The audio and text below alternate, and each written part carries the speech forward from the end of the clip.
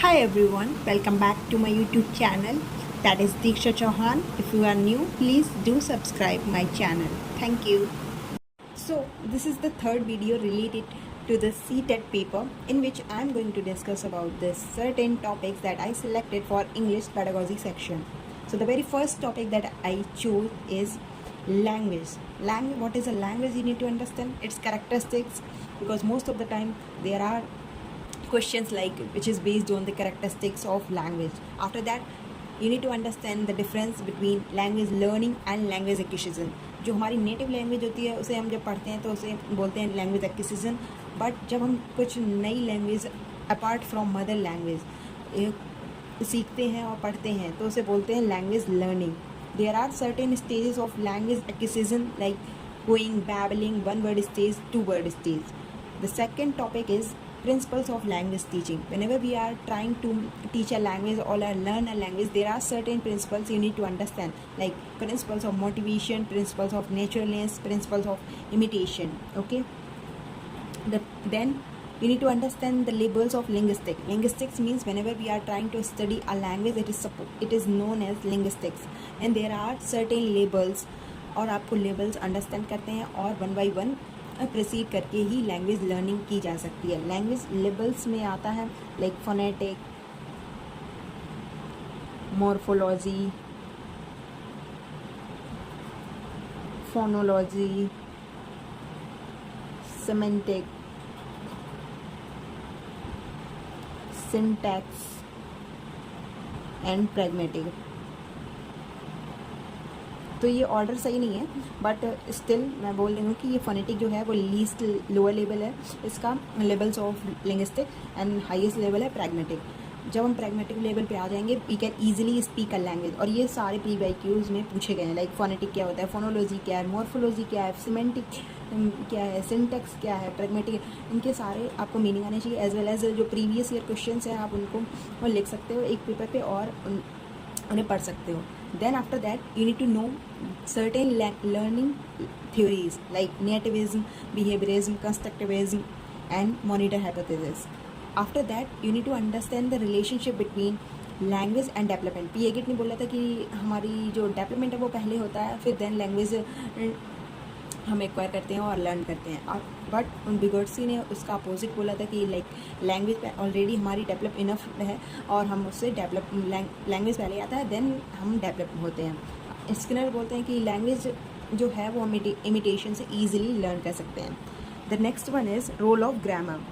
Role of grammar in learning a language. आपको grammar क्या होता है? ग्रामर स्ट्रक्चर अप्रोच है किसी भी लैंग्वेज की, उसे हम जो रूल गवर्न सिस्टम है ना वो ग्रामर को ही डिफाइन करता है. तो before learning a language you need to understand the grammar of a certain language. अब types of grammar क्या होता है? like formal, functional. Then there are certain methods for teaching grammar like inductive, deductive, informal, incidental. After that challenges of teaching language in a diverse classroom. जैसे हमारे Indian classroom है वहाँ पे diversity बहुत ही ज़्यादा है, और उस क्लासरूम में क्या क्या चैलेंजेस टीचर को फेस करने पड़ते हैं वाइल टीचिंग अ लैंग्वेज, वो आपको आने चाहिए. और क्या क्या डिसऑर्डर्स से बच्चे जूझ रहे हैं आपको वो भी आना चाहिए. और आप उसके अडेप्टेशन के लिए क्या क्या मैथड्स यूज़ कर सकते हो टीचिंग ग्रामर के लिए, वो भी आपको आना चाहिए. After that language skills. Again language skill is one of the important topic of related to the pedagogy like listening, speaking, reading, writing. आपको इस ऑर्डर में लैंग्वेज याद करनी चाहिए. और इससे अब ऐसा बताया गया कि जो साइंटिस्ट हैं इस ऑर्डर में जो भी लैंग्वेज याद करता है वो जल्दी से लैंग्वेज सीख जाता है. अब लिसनिंग के भी सब स्किल्स हैं, टाइप्स हैं और करेक्टरिस्टिक्स हैं, आपको ये सारे आने चाहिए. स्पीकिंग के भी, reading again reading skill and writing skill, one of the these two skills are important rather than listening and speaking. reading के सब skills आने चाहिए आपको, as well as types आने चाहिए like model reading, silent reading, extensive, intensive reading. after that writing के stages of writing कुछ होते हैं, उसकी एक प्रोसेस है, किस प्रोसेस में हम राइटिंग करना सीखते हैं वो भी आपको आना चाहिए. then aspects of the language. कुछ एस्पेक्ट होते हैं लैंग्वेजेस के like phonetic come graphic and semantic aspect, आपको वो भी आना चाहिए. After that evaluation, again evaluation and assessment जो भी है उसके टाइप्स हैं और उनमें जो टेस्ट हैं, टूल्स एंड टेक्निक्स हैं असेसमेंट में, वो हमें सारे आने चाहिए। After that approaches of teaching of English as well as method. जो अप्रोच है वो वाइडर कॉन्सेप्ट है, बट जो मैथड है वो एक स्मॉलर कॉन्सेप्ट है। इन टेक्निक्स ऑफ टीचिंग इंग्लिश ये भी आने चाहिए। टीचिंग लर्निंग मटेरियल जो रिगार्डिंग है लैंग्वेज पेडागोजी के, वो भी आपको आना चाहिए, like teacher, smart board, chalk board and many more. Text book आपको कैसे हेल्प करती है for teaching language. Multimedia materials आपको आने चाहिए। देन रेमेडियल टीचिंग का क्या मतलब है वो भी आना चाहिए। मल्टीलैंग्वेजिज्म का मतलब आना चाहिए। 3 लैंग्वेज फार्मूला है वो। फर्स्ट लैंग्वेज हमारी जैसे कि पुट की गई है मदर लैंग्वेज या रीजनल लैंग्वेज होनी चाहिए। सेकंड लैंग्वेज जो है वो इंग्लिश होनी चाहिए इन हिंदी स्पीकिंग स्टेट। अब अगर वहाँ पे हिंदी स्पीकिंग स्टेट नहीं है देन आपको वहाँ पे सेकंड लैंग्वेज हिंदी पढ़नी पड़ेगी। आफ्टर दैट थर्ड लैंग्वेज जो है वो मॉडर्न लैंग्वेज किसी में ले सकते हैं लेकिन अगर वो रीजनल स्टेट कुछ जो हिंदी नहीं बोल रहे हैं उनके लिए इंग्लिश थर्ड लैंग्वेज में है। So this is the third language formula. Then NCF का क्या बोला है related to the language pedagogy, जैसे कि 3 लैंग्वेज फार्मूला अडेप्ट करें हम, और चाइल्ड सेंटर्ड पेडागोजी हमें टीचर्स को फॉलो करनी चाहिए so that we can improve teaching learning process. और ऐसे बहुत सारे यहाँ पे टॉपिक्स नहीं हैं बट कुछ वर्ड्स हैं जो कुछ मतलब क्या बोलते हैं, कुछ ऐसे मीनिंग हैं जिनका आपको मतलब आना चाहिए, like top and bottom up processes. इनका हमें मतलब आना चाहिए। टॉप डाउन और बॉटम अप डाउन क्या अप्रोच होती है।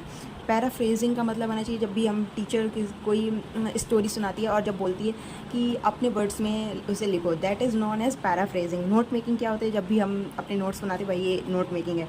Language across curriculum. Language across curriculum मतलब हम जब लैंग्वेज को इम्प्लीमेंट करते हैं कुछ कंटेंट लाइक साइंस मैथ्स और सेक्शन में जब उनका यूज़ करते हैं लैंग्वेज को, that is known as language across curriculum.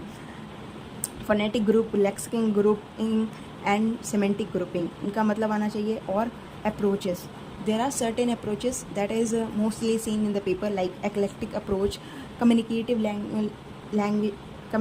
language teaching, bilingual constructivism approach। और methods हैं कुछ वो ज़्यादातर पूछे ही जाते हैं like grammar translation method, direct method, audiolingual method, bilingual method, doctor West method, total physical response method, communicative language teaching. ये सारे कम्युनिकेटिंग लैंग्वेज ये बहुत सारा इंपॉर्टेंट है, लाइक ये इंटीग्रेशन मेथड पे बेस्ड है। और ऐसे क्वेश्चंस बहुत सारे हैं like intensive and extensive reading का भी आना चाहिए।